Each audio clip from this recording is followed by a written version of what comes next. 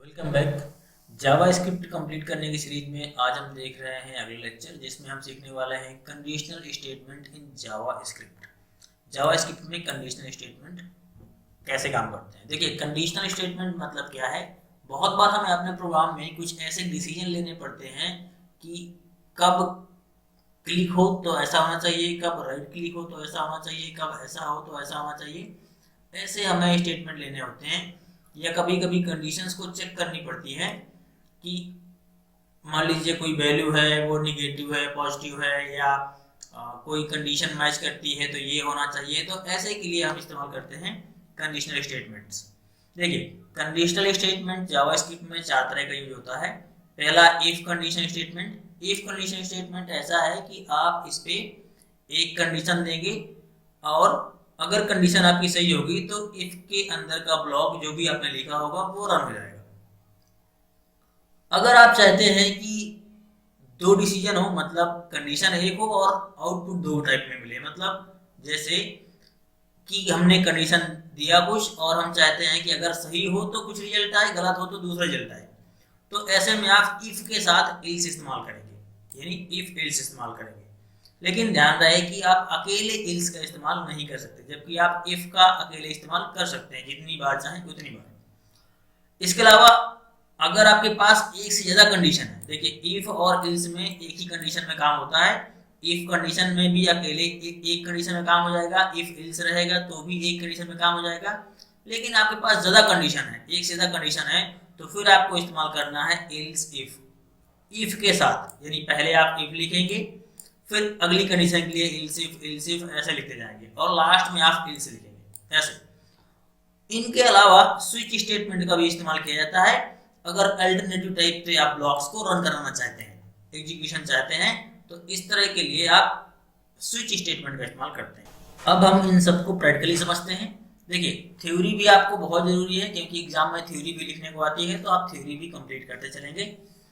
ज़्यादा थ्योरी के लिए आप पीडीएफ लोड कर लें, हर वीडियो के डिस्क्रिप्शन में लिंक दिए गए हैं, आप डायरेक्ट जा करके फ्री पीडीएफ लोड कर सकते हैं। देखिए, नॉर्मली जो हमें चाहिए होते हैं एचटीएमएल के टैग वो हमने लिख रखे हैं। इसके बाद बॉडी के अंदर हमने एक हेडिंग टैग लिखा हुआ है, यहाँ पर लिखा हुआ है कंडीशनल स्टेटमेंट जेएस, ठीक है। इसके बाद यहाँ पर हमने स्क्रिप्ट टैग लगाया हुआ है और इसके अंदर हम कोडिंग करते हैं जावा स्क्रिप्ट की।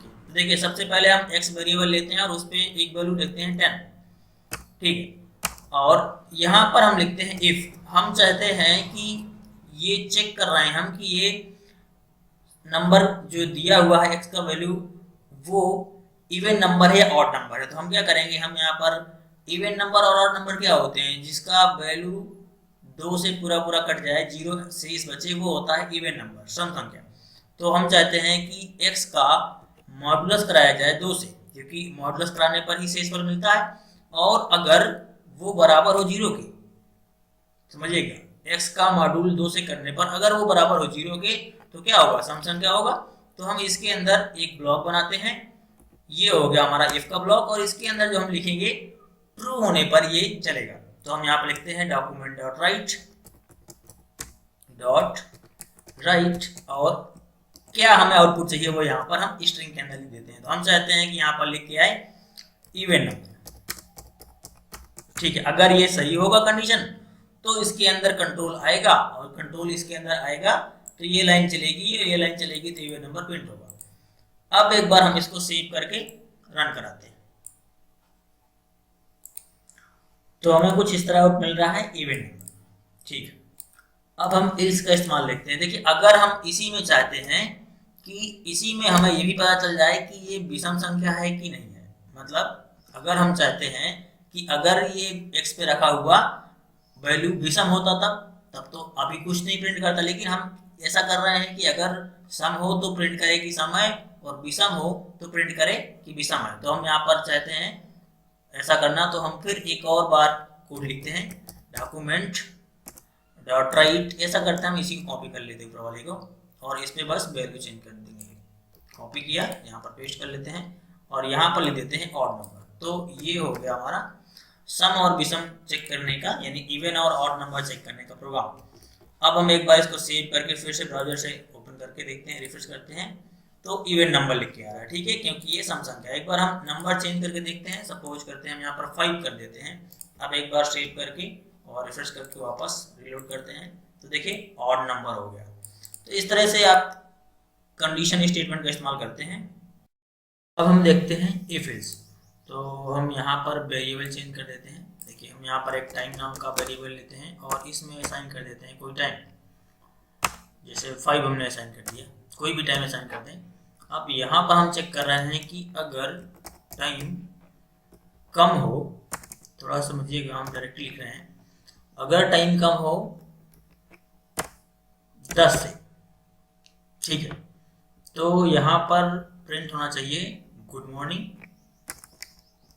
तो यहाँ पर हम लिख दे रहे हैं गुड मॉर्निंग, ठीक है। और हम चाहते हैं एक और कंडीशन हो जाए, तो यहाँ पर हम एक और कंडीशन लिखते हैं एल्स इफ की।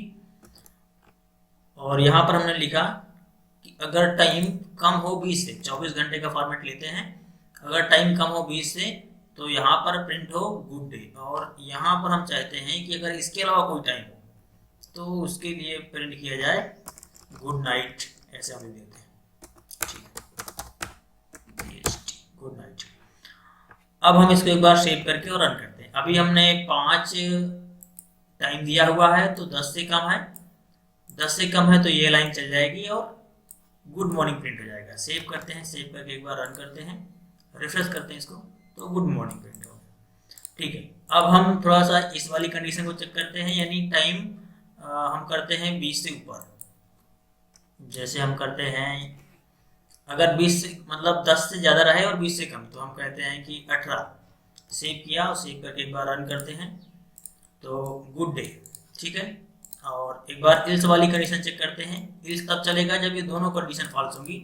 तो हम कहते हैं कि यहाँ पर हम टाइम देते हैं 21, 20 से ऊपर का, सेव करके रन करते हैं तो गुड नाइट। तो इस तरह से आप कंडीशन स्टेटमेंट का इस्तेमाल कर सकते हैं जावास्क्रिप्ट में। इस तरह की और भी कंडीशंस बना के आप प्रोग्राम बनाएं, खुद से ट्राई करें तो आपकी प्रैक्टिस बढ़ जाएगी। तो आज के लिए इतना ही, मिलते हैं हमारे अगले वीडियो में, तब तक के लिए thank you, keep watching, keep learning.